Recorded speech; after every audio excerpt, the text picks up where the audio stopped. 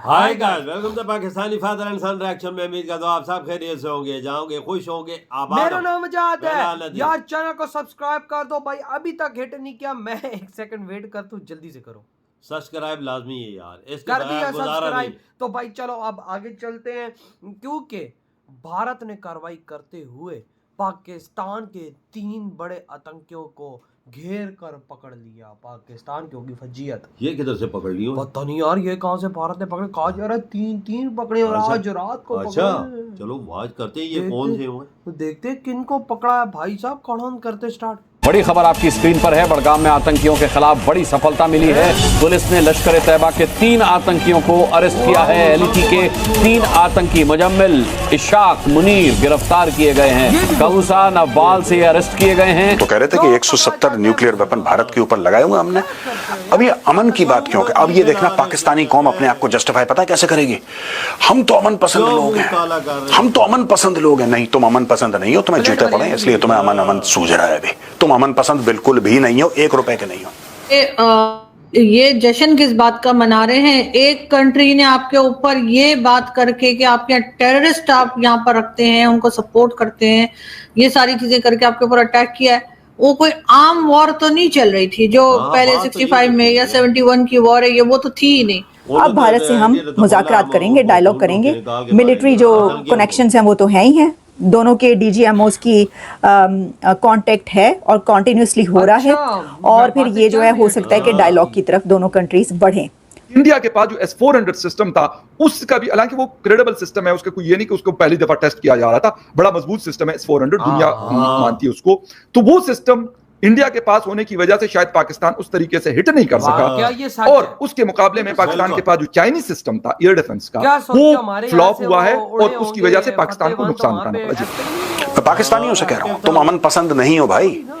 और कोई गलत बात नहीं है कि अगर तुम अमन पसंद नहीं हो, लेकिन झूठ मत बोलो। मैं सिर्फ ये रिक्वेस्ट करूंगा, रिक्वेस्ट है मेरी एक, पाकिस्तानी कौम से वाइल आए। तुम जंगजू कौम हो यार, तुम जंगजू कौम हो। हथियार मुसलमान का जेवर है, यही तुम लोग कहते हो ना, तुम्हारा जेवर है ये, तो जेवर पहनो, अपने जेवर क्यों उतार रहे हो? ये तो उन्होंने आपके सीधे सीधे कहा कि आप टेरर कैंप रखते हैं और आप जो मसूद अजहर और उस किस्म के लोगों को सपोर्ट करते हैं, तो उस पर तो आपको शर्मिंदा हो जाना चाहिए था, उस पर तो आपको शर्म आनी चाहिए थी। वो और बात है। नमस्कार दोस्तों, हिंदुस्तान तक की एक और वीडियो में आपका फिर से स्वागत है। दोस्तों, जम्मू कश्मीर से एक बहुत बड़ी खबर निकल के सामने आ रही है, जहां पर पुलिस ने लश्कर ए तैयबा के 3 आतंकियों को गिरफ्तार किया है। जी हाँ दोस्तों, आपने सही सुना। उन आतंकियों के पास से काफ़ी ज़्यादा सामान भी बरामद हुआ। उनके पास वेपन्स थे और ग्रेनेड थे जो जब्त कर लिए गए हैं। दोस्तों, लश्कर ए तैयबा पाकिस्तान का एक जाना माना टेररिस्ट ऑर्गेनाइजेशन है जो भारत के अंदर टेररिस्ट सप्लाई करते रहते हैं, टेररिज्म को स्प्रेड करते रहते हैं। और ये जो 3 आतंकी थे, इनको शक के दायरे में लिया गया, फिर इनकी जांच पड़ताल की गई अच्छे से। तो फिर पता चला कि ये लश्कर ए तैयबा के आतंकी है, जिन्हें तुरंत दबोच लिया गया और उनके पास और भी ज़्यादा तलाशी ली गई। तो उनके पास जो भी सामान मिले, चाहे वो ग्रेनेड हो या वेपन्स हो, कई अन्य प्रकार के, उन सबको भी दोस्तों अपने कब्जे में ले लिया है। ये टेररिस्ट कुछ बड़ा करने वाले थे, उससे पहले ही इनको गिरफ्तार कर लिया गया है। इस वजह से ये बहुत बड़ी कामयाबी बताई जा रही है। ये तीनों आतंकियों के पास भारी मात्रा में हथियार और ग्रेनेड बरामद हुए हैं, जिन्हें जब्त कर लिया गया। इंडिया के पास जो S-400 सिस्टम था उसका भी, हालांकि वो क्रेडिबल सिस्टम है, उसका कोई ये नहीं कि उसको पहली दफा टेस्ट किया जा रहा था। बड़ा मजबूत सिस्टम है S-400, दुनिया मानती है उसको। तो वो सिस्टम इंडिया के पास होने की वजह से शायद पाकिस्तान उस तरीके से हिट नहीं कर सका।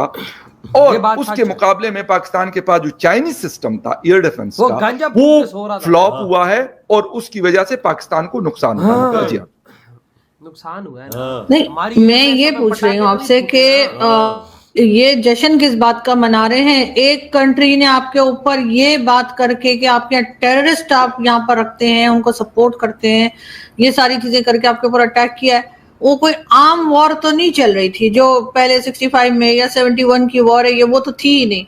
ये तो उन्होंने आपके सीधे सीधे कहा कि आप टेरर कैंप रखते हैं और आप जो मसूद अजहर और उस किस्म के लोगों को सपोर्ट करते हैं, तो उस पर तो आपको शर्मिंदा हो जाना चाहिए था, उस पर तो आपको शर्म आनी चाहिए थी। वो और बात है कि आपने पलटकर उनको उनके ऊपर भी अटैक कर दिया। लेकिन आज जो जश्न मनाया जा रहा है, ये आप किस बात का जश्न मना रहे हैं? इस बात का कि हाँ यहाँ पे टेरर कैंप थे और उन्होंने अटैक कर दिया और हमने वो टेरर कैंप बचा लिया, इसीलिए तो आप पिछले 4 बार FATF में जा चुके हैं। मतलब वजह उस पर काम करने के इस तरह के लोगों को सपोर्ट ना किया जाए पाकिस्तान से। आप उल्टा यहाँ पर ये बता रहे हैं कि जी हमने उनके 5 तैयारे गिरा दिए, उनके 6 तैयारे गिरा दिए। मतलब किस किस्म के लोग हैं हम? मुझे ये समझ नहीं आती कि हमें यही नहीं पता कि हमने किस चीज पे जश्न मनाना है और किस चीज पे हमें शर्मिंदा हो जाना चाहिए। हमें तो शर्म आनी चाहिए कि यहाँ हम रखते हैं और उसकी वजह से इस किस्म के अटैक्स जो है वो दूसरी कंट्री को, ईरान ने भी किया था हमारे ऊपर। ये सिर्फ भारत की बात नहीं है, ईरान भी कह चुका है। तो उसके बाद हम यहाँ पे आज पूरा एक मेला लगा के बैठे हुए हैं, इस्लामाबाद में जश्न मनाया जा रहा है। मैं ये कह रही हूँ आपसे कि आखिर ये जश्न किस बात का मना रहे हैं और आखिर इसके ऊपर काम क्यों नहीं करते, किस तरह के लोगों को सपोर्ट ना करें। देखिए आरज़ू, मैं आपने 2-3 चीजें बोली। एक तो आप कह रही हैं जश्न की बात कर रही है। मैं मतलब इस तरह की चीजों के फेवर में मैं नहीं हूँ। मैं सीधी सी बात आपको करूंगा। अभी थोड़ी देर पहले मैं, क्योंकि नेशनल प्रेस क्लब की एक मीटिंग में था, तो वहाँ पे भी हमारी बात हो रही थी। ये मैं बात नहीं कर रहा, ठीक है, पाकिस्तान ने ये जो चीजें, जो पाकिस्तान जहाज गिराने की बात कर रहा है, ठीक है, अगर किसी को लगता है कि पाकिस्तान झूठ बोल रहा है, अमन की बात क्यों? अब ये देखना, पाकिस्तानी कौम अपने आप को जस्टिफाई पता है कैसे करेगी? हम तो अमन पसंद लोग हैं, हम तो अमन पसंद लोग हैं। नहीं, तुम अमन पसंद नहीं हो, तुम्हें जूते पड़े इसलिए तुम्हें अमन अमन सूझ रहा है। अभी तुम अमन पसंद बिल्कुल भी नहीं हो, 1 रुपए के नहीं हो। मैं पाकिस्तानियों से कह रहा हूं, तुम अमन पसंद नहीं हो भाई। और कोई गलत बात नहीं कि अगर तुम अमन पसंद नहीं हो, लेकिन झूठ मत बोलो। मैं सिर्फ ये रिक्वेस्ट करूंगा, रिक्वेस्ट है मेरी एक, पाकिस्तानी कौम से वाई लाए। तुम जंगजू कौम हो यार, तुम जंगजू कौम हो। हथियार मुसलमान का जेवर है, यही तुम लोग कहते हो ना, तुम्हारा जेवर है ये, तो जेवर पहनो, अपने जेवर क्यों उतार रहे हो? जंग करो, 1000 साल की जंग करो, गज़वाए हिंद करो, कुछ तो करो। ये देखो, dialogue with peace, Pakistan's appeal to India, rethink suspension. Why should we rethink? You are not willing to rethink terrorism. You want us to rethink. हम रोकेंगे पानी और दुनिया कुछ नहीं कर पाएगी। तो यही तो बात है, दुनिया क्या बोलेगी जब उसका सारा ही हक आपके पास है? तो दुनिया आपको क्या बोलेगी? कुछ भी नहीं बोलेगी। भारत का हक है, ये भारत की चीज है, दे या ना दे। इसमें तो हम भी यही बोलते हैं भाई, इसमें क्या झूठ बोलेगा? नहीं नहीं, पाकिस्तान का हक है, नहीं है पाकिस्तान का, आता ही आपसे, तो हम क्या बोल सकते हैं? बिल्कुल। अब तलाका अभी ऐसा है कि हमारे सारे दरियाई खुशक हो गया, भारत ने खुशक करा दिए पानी ना बेचकर। तो अब आते जरा मेन बात पर कि भाई भारत ने 3 सुअरों को रंगे हाथों पकड़ लिया और इन सुअरों में यही पटाखे जो इनसे मिले हैं ना, इनको खोलो, उस ग्रेनेड को इनके अंदर दे दो, जाके फटे ना तो चीथड़े भी इनके ना मिले। बिल्कुल बिल्कुल बिल्कुल बिल्कुल। इनके साथ ऐसा हाल करो। और बताऊं ये हाल कहां पर करो?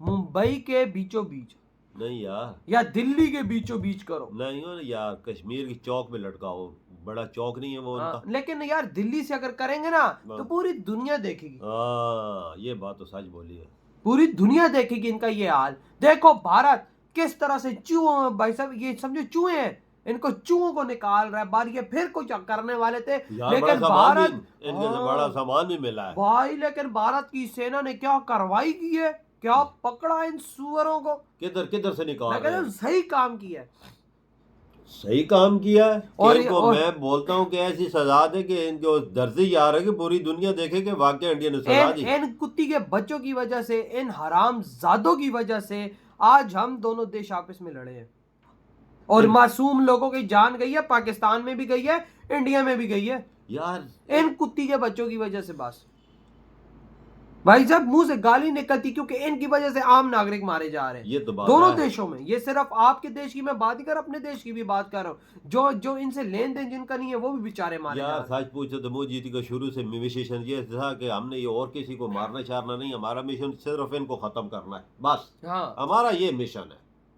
तो उन्होंने खत्म भी किया है। वही ना भाई साहब, हमें चाहिए हम भी साथ दें भारत का इस मामले में, हरामजादों को खत्म करने में। उल्टा इनको कुछ कहें हम, या इनको ऐसा इधर रखें। मैं तो बोलता हूँ इनको इंडिया के हवाले करो, सीधा भाई। हमारा क्या लेन देन है इन कंजरों से? हमारा मुल्क गंदा कर रहे हैं, ये पूरी दुनिया में बदनाम इन्होंने किया हुआ है। हाँ ना, तो भाई आपके क्या थॉट है इस बारे में? इधर वीडियो तुम करते तो